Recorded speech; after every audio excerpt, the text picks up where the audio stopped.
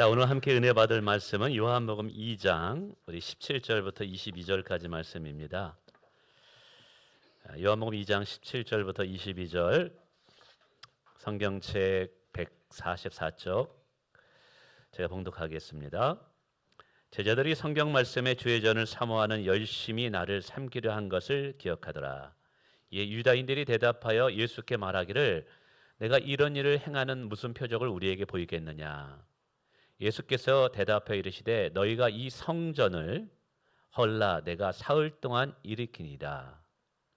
유대인들이 이르되 이 성전은 46년 동안의 지었건을 내가 3일 동안에 일으키겠느냐 하더라.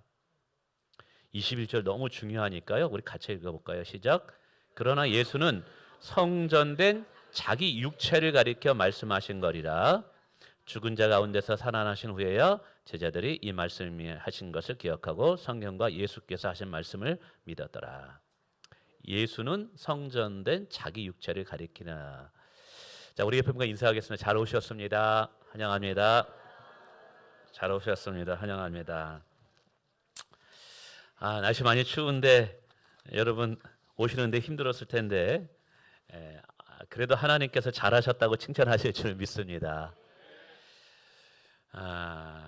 힘들 때 드리는 예배가 진짜 예배예요. 오기 어려울 때 오는 게 진짜 신앙이에요. 오늘 여러분 너무 잘 오셨습니다. 자, 오늘 하나님께서 저희 입술을 통해서 무슨 말씀을 전해 주실까 이런 마음에 문을 여시고 귀를 기울여 주시면 좋겠습니다.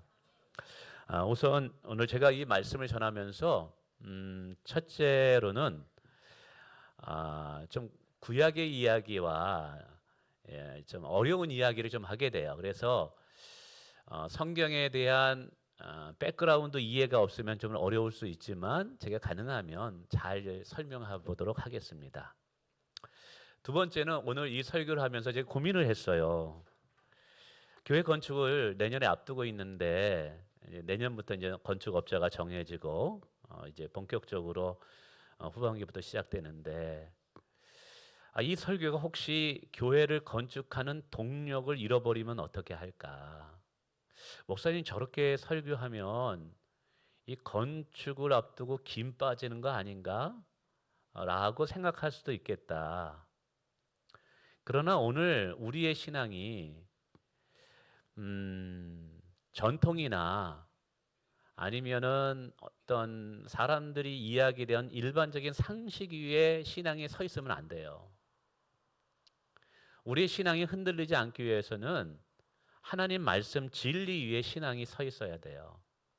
그래서 목사는 당장 눈앞의 이익이나 어떤 교회 이익을 위해서 이 성경을 왜곡해서 이게 좀 제 목회하기 편하게 해석하는 것이 아니라 하나님이 말씀하시는 그대로 성경을 가르쳐야 돼요. 그래서 오늘 이런 설교입니다. 그래서 여러분 또 좀 오해는 없었으면 좋겠습니다. 제가 2주 전에 2024년도 목회를 어떠한 방향으로 해야 될까? 제 아내와 함께 좀 개인적인 시간을 좀 가졌어요. 저는 이렇게 혼자 걸어 다니는 걸 좋아합니다. 그래서 이게 MBTI로 보면 I형입니다. 내성 E형인가요? 내성적이라서 혼자 걸어 다니면서 하나님께서 나에게 주시는 음성이 무엇인가에 많은 포커스를 맞추면서 좀 들으려고 합니다. 막 차가 많이 있고 사람들이 많이 있는 곳에서는 잘 이게 집중이 좀 안 돼요.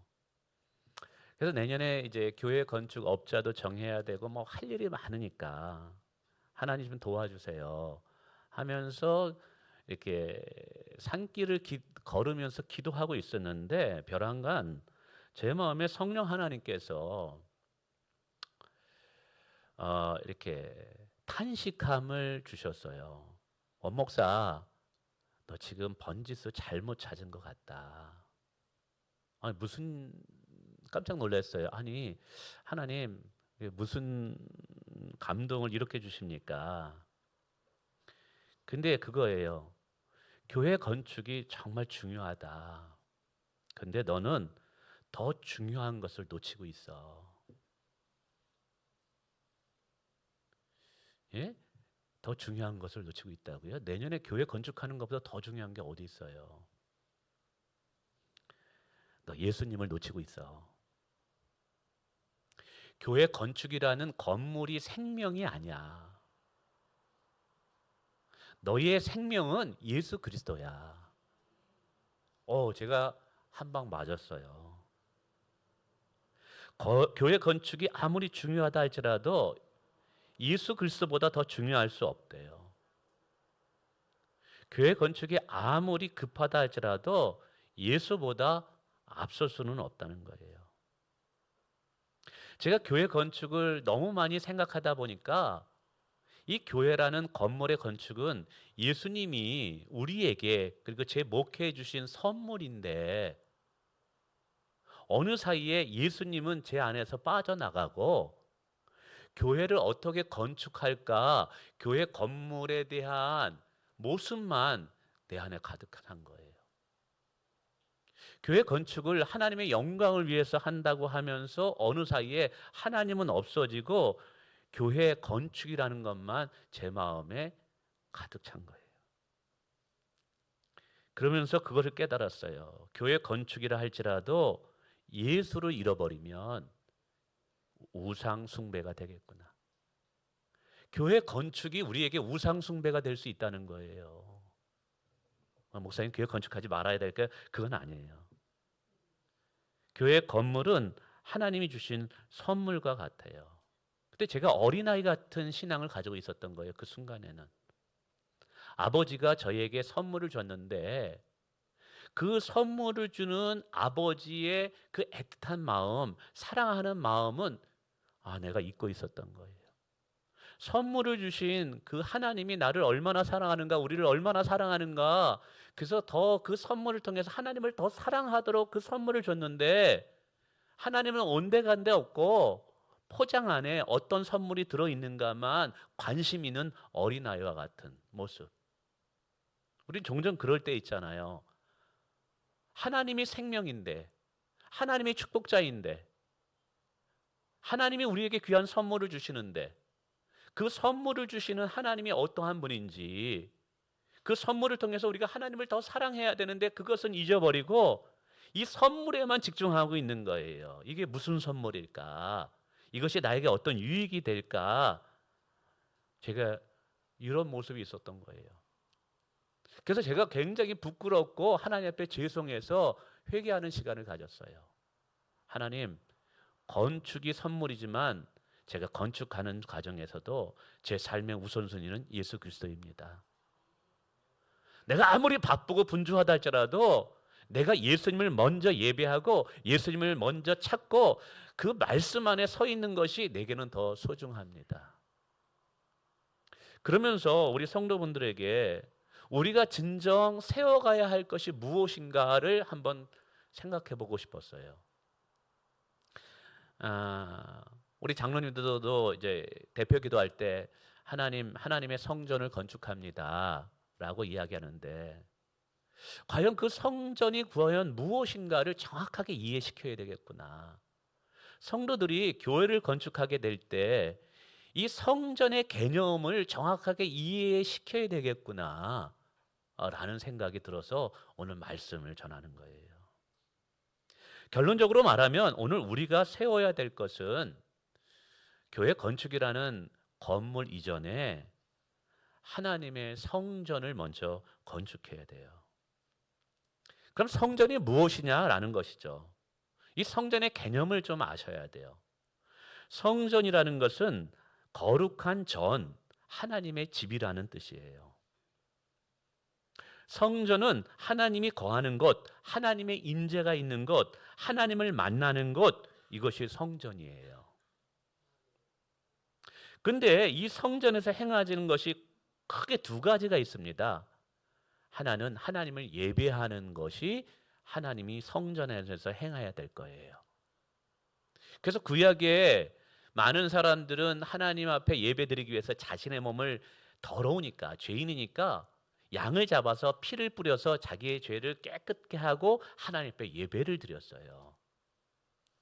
그러니까 하나님의 성전에서 가장 중요하게 여겨야 될 것은 하나님을 예배하는 일이에요.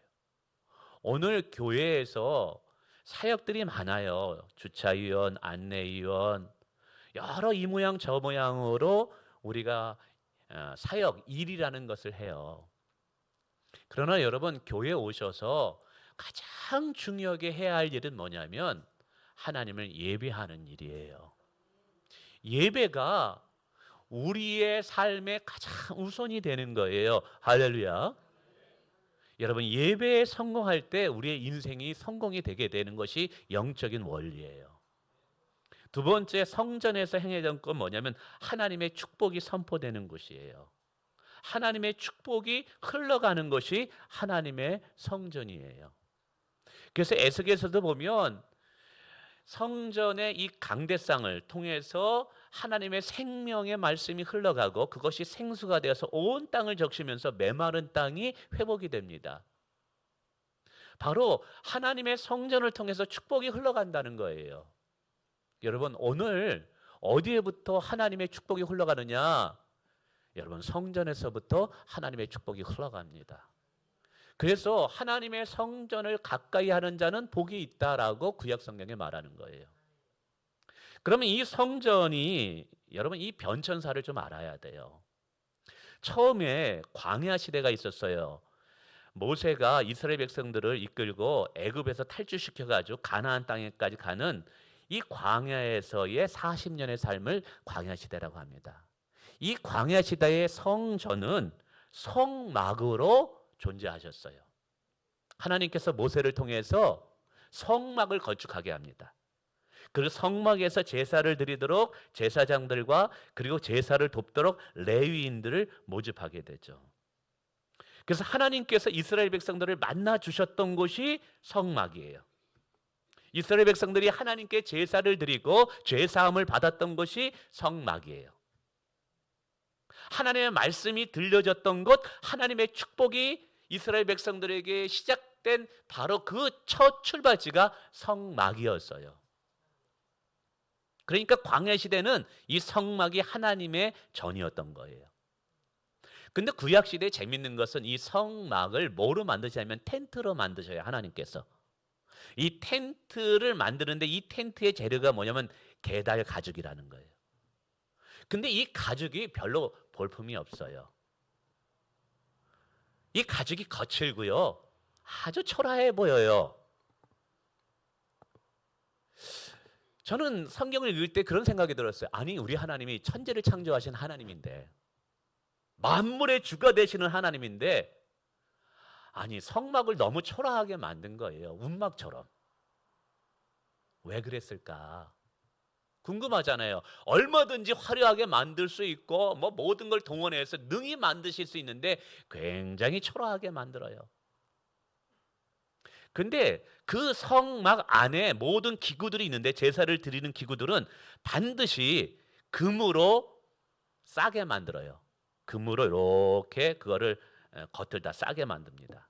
뭐 성궤도 언약궤도 그렇고 다 금으로 이걸 칠해 가지고 만들게 합니다. 바로 이 성막은 예수 그리스도를 예표하기 위해서 그래요. 이사야서 53장 2절에 보니까 예수님의 모습을 뭐라 그러냐면 흠모할 것이 아무것도 없대요. 너무나 예수님은 평범한 거예요. 너무나 보통 사람이에요. 별것도 아닌 거예요. 예수님이 이 땅에 오실 때 그렇게 겸손하게 오신다라는 것을 예표하기 위해서 하나님께서는 성막을 아주 초라하게 만드셨어요. 그래서 세상의 인기를 추구하는 자들, 세상의 영광을 추구하는 자들에게 있어서는 영의 눈을 가려져서 진리를 못 보게 하셔요. 사람들은 겉에 있는 것만 보고 화려한 것만 보고 그 가치를 정하거든요. 그렇게 세상의 영광과 세상의 욕심을 따라 사는 사람들에게는 영원한 생명을 보지 못하도록 하나님께서 숨기신 거예요. 근데 정말 영원한 생명과 정말 가치 있는 가치를 볼 줄 아는 것은 속을 볼 줄 아는 사람들이에요. 이런 사람들에게는 하나님께서 열어주시기 위해서. 그래서 그 성막 안의 모든 기구들은 금으로 에워싸는데 이 도장을 하게 되는데, 그 금의 특징은 뭐냐 하면 변질되지 않는다는 거예요. 여러분, 금은 시간이 돼도 변질되지 않아요. 그건 뭘 의미하냐면 우리를 향한 예수님의 사랑, 우리를 향한 하나님의 사랑은 금과 같이 변하지 않는다라는 것을 보여주기 위함인 거예요. 근데 세상의 욕심에 사로잡힌 사람들은 그 겉만 화려한가를 쫓기 때문에 변하지 않는 영원한 하나님의 사랑을 못 봐요. 아니, 하나님이 숨기셔요, 이게.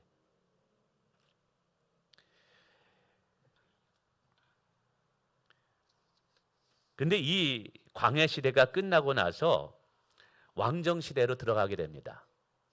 그 이스라엘 왕정 시대가 다윗과 이제 솔로몬의 시대가 시작되는데, 이때는 하나님께서 성전을 건축하게 하십니다. 솔로몬을 통해서.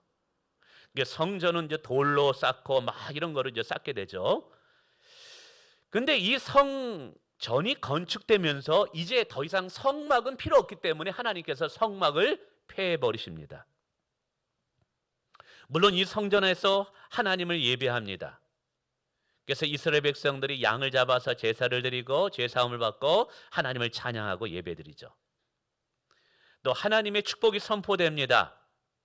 그래서 솔로몬이 성전을 건축할 때 하나님께 기도하죠. 하나님, 하나님의 백성들이 이곳에 와서 정말 가난하고 힘들어할 때, 질병에 걸렸을 때, 주변 사람들이 막 노력질할 때 애통하고 진실한 마음으로 이 성전에 와서 기도하면 하나님 우리를 건져주시고 우리를 회복시켜 주세요. 그러니까 하나님이 그렇게 약속하시겠다 그래요. 그래서 다니엘이나 에스라에 보면 이들이 나라를 잃어버렸을 때 성전을 향해서 그 약속을 의지하면서 기도했을 때 하나님께서 그들을 건져주시고 축복하십니다. 그런데 안타깝게도 바벨론에 의해서 이 성전이 파괴가 돼요. 다 무너지게 돼요. 그리고 나중에 포로들이 돌아와서 스룹바벨이 성전을 다시 건축하게 됩니다. 근데 여러분, 성전이 중요한 이유가 뭐냐면 건물을 화려하게 지었기 때문에 성전이 되는 게 아니에요.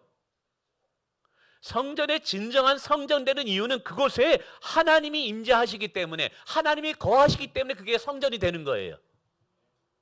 사람이 막 100층, 200층 막 다이아몬드로 금덩어리로 완전히 이걸 다 도배해가지고 이것이 성전이라고 붙여도 그거는 성전이 안 돼요. 하나님이 계셔야지만 성전이 성전되는 거예요. 근데 이스라엘 백성들이 착각을 했어요. 하나님의 성전이 여기 있으니까, 그게 예루살렘 성 안에 있거든요. 수많은 원수들이, 이방 민족이 와서 다 무너뜨려도 성전이 있는 예루살렘은 무너지지 않을 것이다. 아무리 다른 사람들이 우리를 해하려고 해도 우리가 성전 안에만 있으면 우리는 안전할 것이다 라고 생각했어요. 근데 하나님께서 그 성전을 무너뜨리게 내버려 두셔요. 이게 어떻게 된 일인가? 헷갈리게 된 거죠. 이유는 간단해요. 이스라엘 백성들이 건물만 붙잡고 있었던 거예요. 그 안에만 있으면 우리는 안전하다, 보호받을 수 있다. 그러면서 그들의 삶은 엉망진창이었던 거예요. 비도덕적이고 우상을 숭배하고 점집에 가서 점을 보고, 심지어는 제사장들, 오늘날로는 목회자들도 자기의 배만 부른 거예요. 자기의 욕심을 따라서 사람들이 재물을 가져오면 좋은 재물은 자기가 먹고 나쁜 재물만 하나님께 드리는, 심지어는 주일날 목사가 오늘날로 얘기하면 목사죠, 제사장이면 예배를 인도하고 설교를 하는데 주중에는 창녀집에 가서 창녀랑 동침하는 삶을 사는 거예요. 아무도 모른다고 생각했는데 하나님은 그걸 다 보신 거죠. 이러한 이스라엘 백성들의 타락을 보고 하나님이 뭐라 그러냐면 한마디로 이렇게 해요. 내가 역겨워서 못 살겠다. 내가 너희를 보니까 내가 역겨워서 너희와 함께 못하겠다. 그래가지고 하나님이 등을 돌립니다. 하나님이 떠난다고 그래요. 아무리 솔로몬이 가장 아름답게 지은 성전이라 할지라도 거기에 하나님이 계시지 않으면 그냥 건물일 뿐인 거였어요. 그래서 이스라엘 백성들에게서 정말 중요한 것은 성전이라는 건물이 아니라 하나님이 중요하다는 것을 깨닫게 하기 위해서 하나님의 성전을 무너뜨려 버려요. 이 사람들은 멘붕이 됐어요. 아니, 성전 안에만 있으면 안전하고 성전 안에만 있으면 보호받을 것이라고 생각했는데 이게 아니었던 거예요. 그리고 이제 이스라엘 백성들이 회개하고 하나님께 돌아옵니다. 그리고 이들이 다시 한번 성전을 건축합니다. 과거의 성전에 비하면 초라하기 짝이 없는 성전이에요. 그러나 그들이 진심으로 회개하고 하나님을 진심으로 찾으면서 그 안에서 예배 드릴 때 다시 그곳에 하나님의 영광이 임하게 되고 그것이 거룩한 성전이 되게 됩니다. 그리고 이제 신약 시대로 돌아오면서 예수님이 이 땅에 오시게 됩니다. 예수님이 누구십니까? 하나님 자신이에요. 보이지 않는 하나님이 보이는 하나님으로 이 땅에 오신 분이 예수님이에요. 그래서 예수님을 하나님의 본체요 형상이라고 얘기하고 있어요. 자, 성전이 뭐라 그랬어요? 하나님의 집, 하나님이 거하시는 곳이어야지만 하나님의 성전이 된다 그래요. 그러니까 예수님이 이 땅에 오심으로 인해서 사실 예수님 자신이 뭐냐 하면 성전인 거예요. 그래서 오늘 요한복음 2장에 유대인들이 건물을 자랑하고 있어요. 예수님 뭐라 그래요? 건물을 헐래요. 내가 3일 만에 다시 세우리라. 아니 46년 동안 지었는데 당신이 어떻게 3일 동안 이걸 지을 수 있느냐? 그 3일은 예수님이 부활하시고 죽었다 부활하시고 만드신 교회를 상징하기도 해요. 그러면서 뭐라고 하냐면 성전은 자기의 육체다라 그래요. 예수님의 몸이 성전인 거예요. 그럼 예수님이 사역했던 시대에는 예수님 자신이 성전인 거예요. 그러면 성전이 있을 때는 성막이 필요 없었어요. 그렇잖아요. 그러면 예수님이 성전이 되게 되면 이제 건물로 만든 성전은 필요가 있을까요, 없을까요? 이게 필요 없는 거예요. 이제 예수님의 성전이니까. 그래서 예수님이 뭐라 그러냐면 예루살렘아 예루살렘아 한탄하면서 돌 위에 돌 하나도 없이 이 성이 다 파괴되고 망가지리라. 아니나 다를까 예수님께서 사역을 마치고 얼마 지난 후에서 로마의 티토스 장군에 의해서 예루살렘 성전이 다 무너집니다. 다 무너집니다. 그리고 통곡의 벽, 이스라엘 가보면 통곡의 벽만이 남아 있어요. 그게 이제 성전의 일부분이에요. 성전도 아니에요. 그냥 성전의 성벽의 일부분이에요. 수많은 유대인들이 다시 예수님을 구원자로 믿지 않는 유대인들이 성전을 지으려고 굉장히 수천 년 동안 노력했어요. 그런데 2000년이 지나도록 하나님은 성전을 건축하지 못하게 만들었어요. 역사 속에서. 이게 우연이 아니에요. 지금도 예루살렘 가면 황금 돔이 있습니다. 그 황금 돔이 있는 자리가 원래 성전이 건축된다는 자리예요. 근데 그 황금 돔이 지금 누가 차지하고 있느냐? 모슬렘이 차지하고 있어요. 건축하고 싶어도 못 건축해요. 이스라엘 백성들이. 그런데 그건 하나님의 주권이에요. 왜요? 예수님이 성전이기 때문에 과거의 건물의 성전은 이게 의미 없기 때문에 폐해지는 거예요. 앞으로도요 성전 못 지어요. 왜냐하면 예수님께서 자기의 몸을 단번에 들이심으로 말미암아 당신이 화목제물이 되고 완전한 제물이 되어서 예수의 피로 우리는 이제 하나님 앞에 나갈 수 있는 은혜를 얻게 된 거예요. 그러면 성전에서 우리는 다시 제사를 드릴 필요가 없기 때문에 건물적인 성전이 필요가 없게 돼요.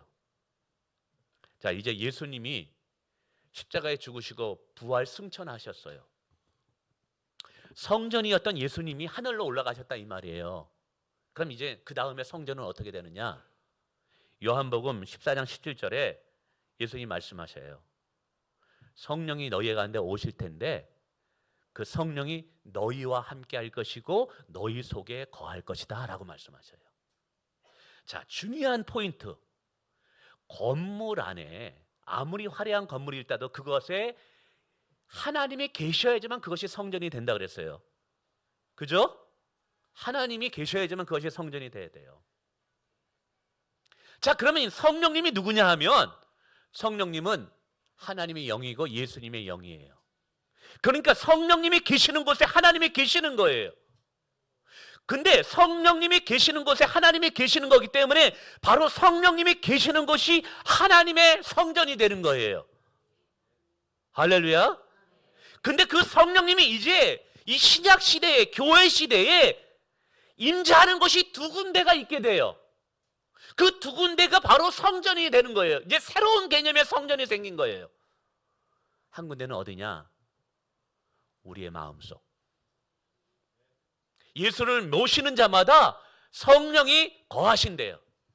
그래서 고린도전서 12장 3절에 뭐라 하냐면 너희가 하나님의 성전인 것을 너희가 알지 못하느냐라고 말씀하고 있어요. 그러니까 오늘 저와 여러분이 예수를 믿으면 우리 안에 성령, 하나님의 영이 와 계셔요. 하나님이 임재하고 우리 안에 계신 거예요.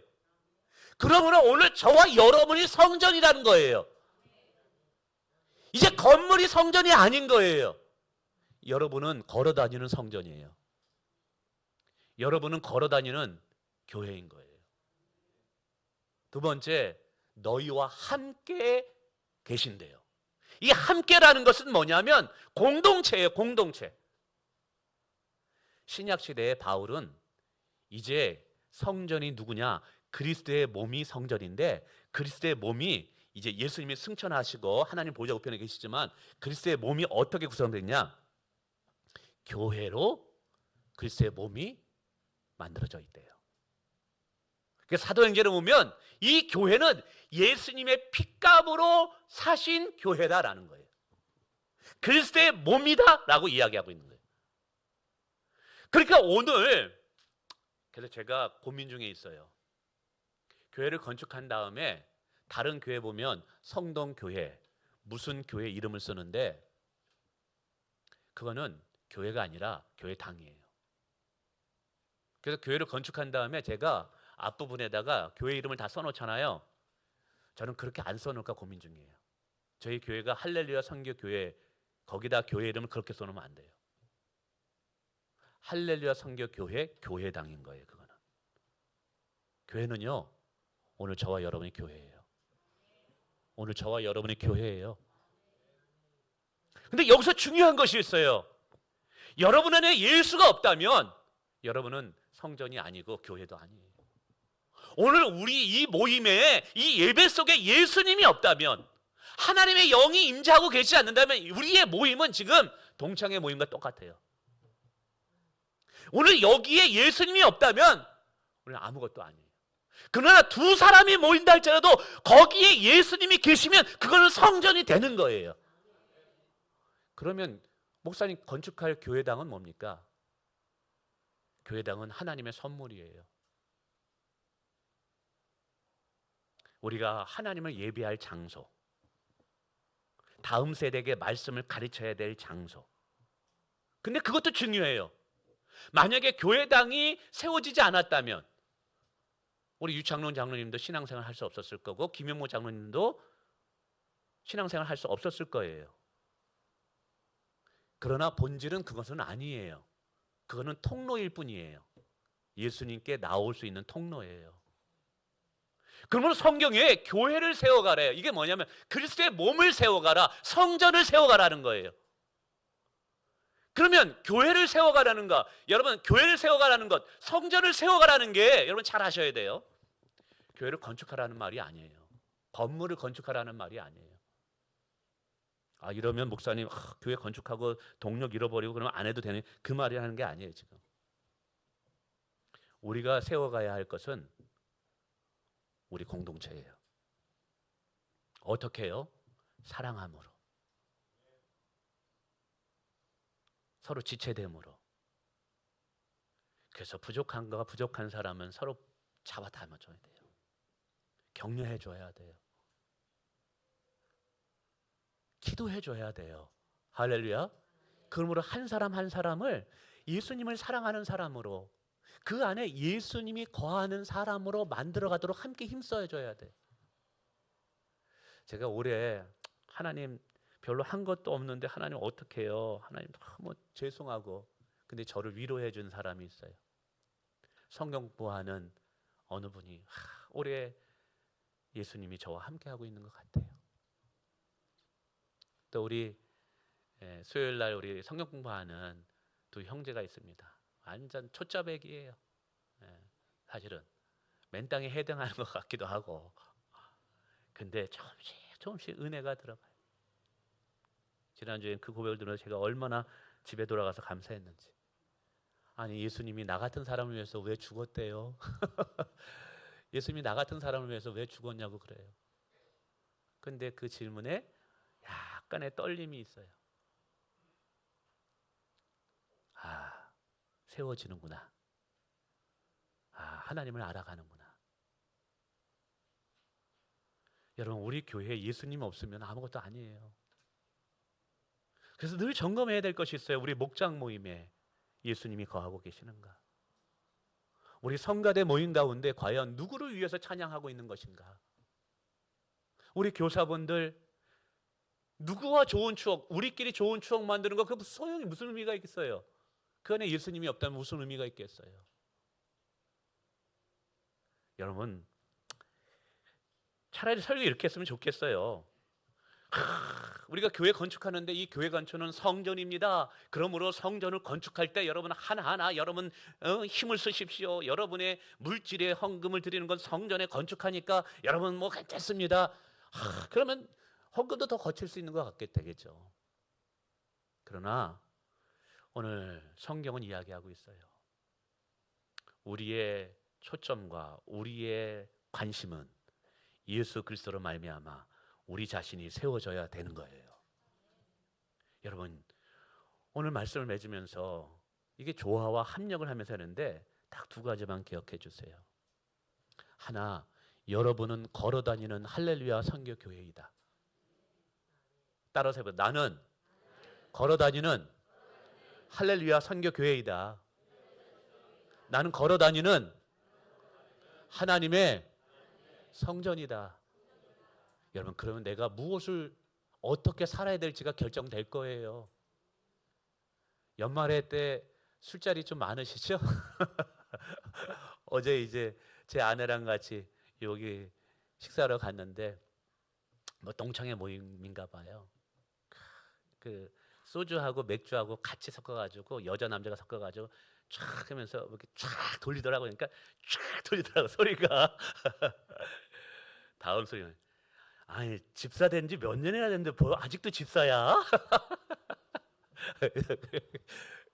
가지고 내가 우리 교회 성도들한테 다 속고 있는 건 아니겠죠, 주님? 우리 교회 성도들한테 다 속고 있는 거 아니겠죠? 여러분, 걸어다니는 교회예요. 여러분은 걸어다니는 주의 전이에요. 거기다 술을 잔뜩 집어넣고 거기다 담배 잔뜩 집어넣고 여러분 어떻게 거룩하게 생활하겠어요? 내가 누구인가 나에 대한 정체성을 알아야 돼요. 그 정체성이 내가 어떻게 살아야 될지를 결정한다 이 말이에요. 여러분이 믿는 자로서 세상과 그렇게 살아가게 되면 다른 게 아니라 할렐루야 선교교회가 그렇게 되는 거예요. 할렐루야. 그리고 정말 우리가 세워야 될 것, 교회 건축해야 됩니다. 다음 세대들을 위해서 힘을 쓸 거예요. 그러나 우리가 그것보다 먼저 우선은 예수 충만한 교회로 만드는 것. 할렐루야. 예수의 은혜로 충만한 교회를 서로 만들어가는 것. 예수님의 사랑으로 충만한 교회를 만들어가는 것. 이게 오늘 우리 교회가 세워가야 할 방향이고 사명이에요. 새로 오신 분들이 와가지고 여기서 목사님을 보면 안 되고 장로님을 보면 안 되고 우리의 사랑과 섬김을 통해서 예수님을 볼 수 있는 교회, 이렇게 돼야 되는 거예요. 여러분, 저를 보시면 안 돼요. 저를 세우시고, 모르겠어요. 제가 섬기려고 하는데 부족합니다만 예수님을 볼 수 있어야 돼요. 그리고 우리 중직자분들 나를 자랑하면 안 돼요. 나의 의를 드러내면 내가 장로인데, 내가 권사인데, 내가 목사인데 내 타이틀을 자랑하면 안 되는 거예요. 먼저 된 이유는 겸손하라고, 섬기라고, 낮은 것으로 내려가라고. 그리고 그런 것을 통해서 누구를 보여주라고요? 예수를 보여주라고. 예수를 보여주라고. 그 새로운 분들이 와가지고 이 교회에 와서 목사를 만나는 것이 아니라, 장로님을 만나는 것이 아니라, 인맥을 추구하는 것이 아니라 예수를 만나는 교회가 돼야 된다 이 말이에요. 우리가 그런 교회를 오늘 우리가 만들어 가야 돼요. 우리 함께 그런 교회가 되길 주님의 이름으로 축원을 드립니다. 그런데 이런 교회를 만들기 위해서는, 교회가 예배하고 은혜 넘치기 위해서는 또 섬기는 헌신된 자들이 필요해요. 그래서 집사님 이상이나 세례교인 이상 분들은 이 할렐루야 선교교회 사역 신청서가 있습니다. 여러분, 교회가 또 세워지려면 누군가가 희생하고 봉사해야 돼요. 우리 하나님을 찬양하는데 성가대가 없다고 생각해 보세요. 예배하러 들어와서 하나님을 기쁘게 예배하고 싶은데 안내위원이 없다고 생각해 보세요. 새롭게 주차위원이 없다고 생각해 보세요. 우리 집사님이 주차위원 하시는데 급하게 일이 어쩔 수 없어서 일 나가셔요. 이 집사님 그럴 때마다 꼭 일이 터져요. 주차기가 안 열려진다든지 문제가 발생을 해. 이 집사님이 안 때마다. 그럼 올 때보다 짜증을 나는 거야. 막 교회 내가 이거 주차 때문에 힘들어. 내가 주차장 있는 교회 가야지. 막 이렇게 돼가지고 와가지고 은혜 받을 수 있겠어요 이게? 성도들이 다 은혜 받을 수 있도록 각자 요소에서 친절하게 다 해야 돼. 우리 주보 하시는 분들도 많이 웃으셔야 돼. 근데 참 저도 이거 설교하면서 목사님 웃으시라고 그랬는데 이게 잘 안 되긴 해요. 이게 속으로는 웃고 있습니다. 이게 미소를 짓고 있는데 이게 자꾸만 얼굴이, 제가 설교 보면서도 제 설교를 이게 다시 리마인드 보거든요. 원 목사 좀 웃어라 제가 그랬는데 이게 좀 잘 안 되기도 합니다만, 오는 사람들이 은혜 받을 수 있도록 주보져 줄 때도 환한 미소로, 집사님 너무 반가웠어. 일주일이 왜 이렇게 길어? 집사님 보고 싶었어. 이렇게, 그러니까 모든 것이 은혜 받을 수 있도록, 하나님의 사랑을 경험하고 느낄 수 있도록 한마디 한마디가, 이러기 위해서는 누군가가 또 이렇게 봉사해 주셔야 되고, 우리 학생들한테도요, 다음 세대에게 말씀을 가르쳐 줘야 되잖아요. 그러니까 그들에게 말씀을 가르칠 교사가 필요해요. 오늘 예배 마친 후에 우리 직분자 이상, 우리 세례받은 이상 분들은 하나씩 하시면서 함께 또 교회를 위해서 섬겨주시기 부탁을 드리겠습니다. 기도하겠습니다.